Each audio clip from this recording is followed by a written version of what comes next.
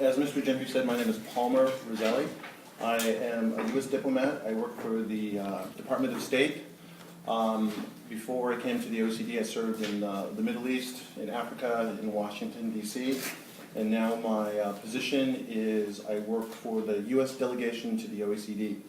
We'll talk a little bit more about this later, but the U.S. is a very big supporter of this organization. We are the largest contributor, and so we have a delegation made up of ambassador, DCM, myself, to take care of the business of the OECD.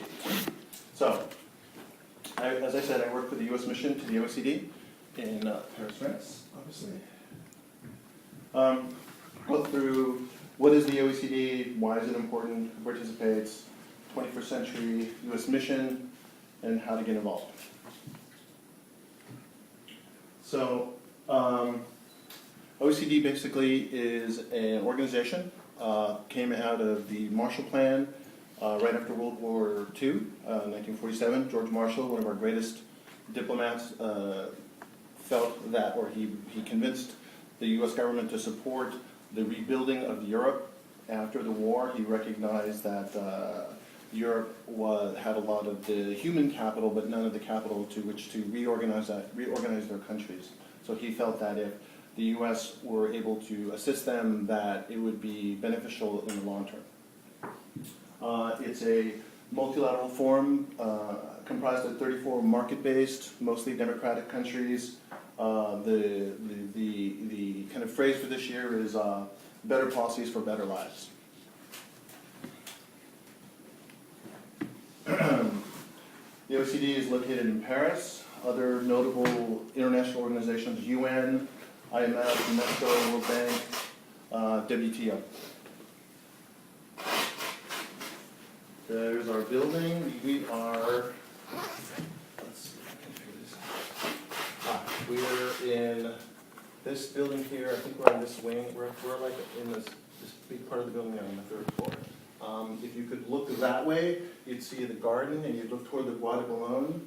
If you could look that way, that's the building that you walk through, the big atrium with the glass ceiling and the cafeteria and all that kind of stuff. So just to give you a little bit of orientation where you are in the building. Like I said, established in 1947, it was the Organization of European Economic Cooperation, I believe.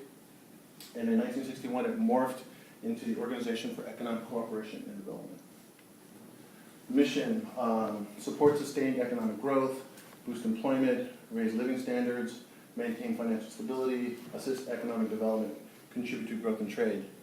At its heart, the OECD is an organization that tries to develop economic policies and recommendations that would lead to overall economic growth through essentially free market principles.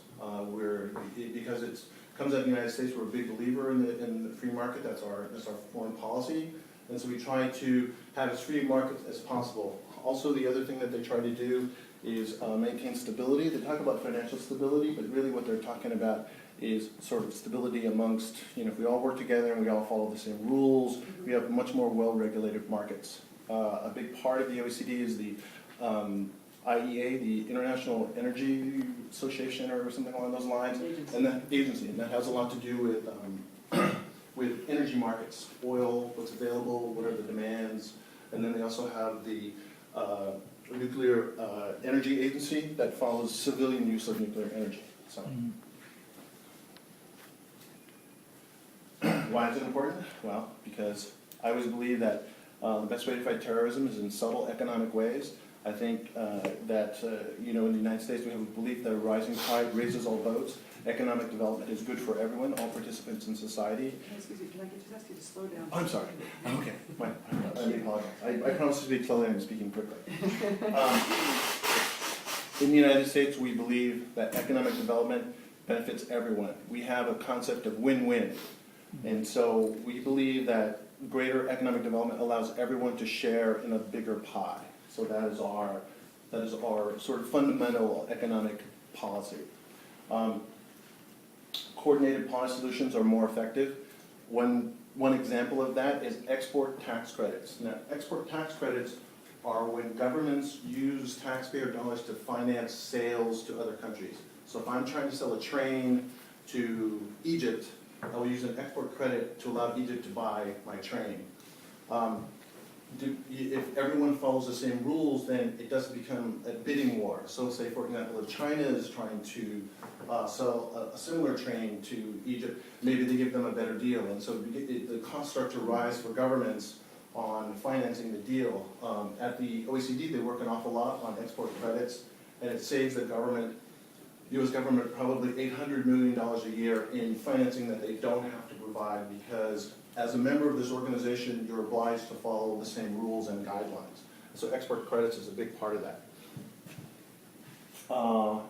Government benefits from sharing policy experience and best practices. The good thing about the OECD is it's a multilateral forum where discussion can take place, where you can talk about issues. Contrast that with the WTO.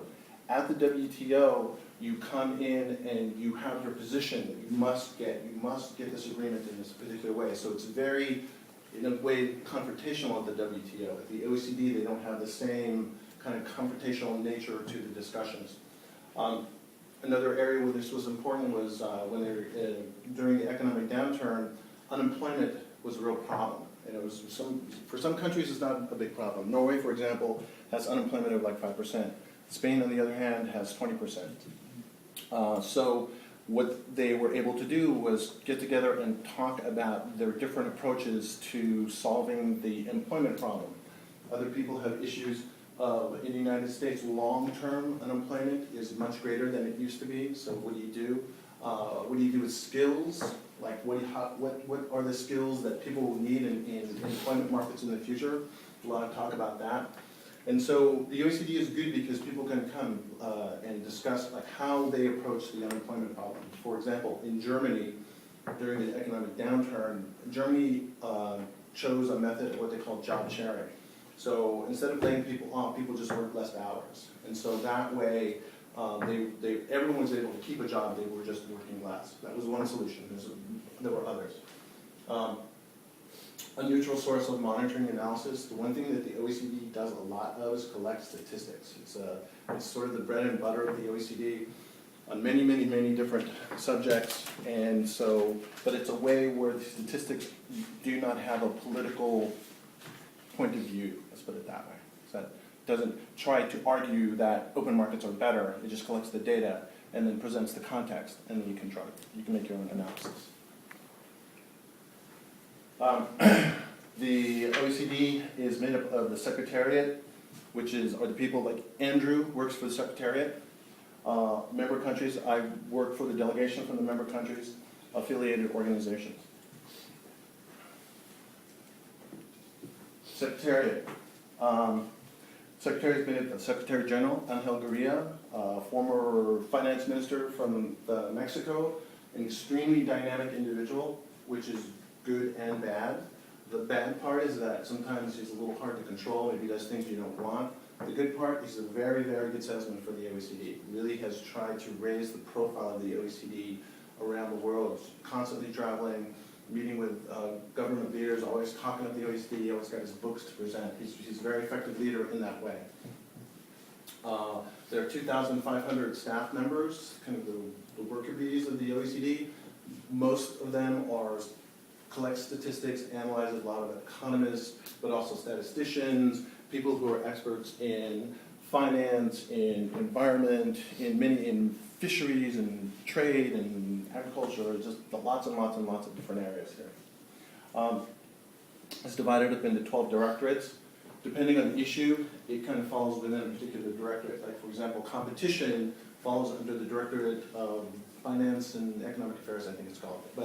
But also, when you're talking about trade, that's in the Trade Directorate. When you're talking about agriculture, that's in the Ag Directorate. So it's kind of divided in that way, but what's happening more and more is that for an issue, say, green growth.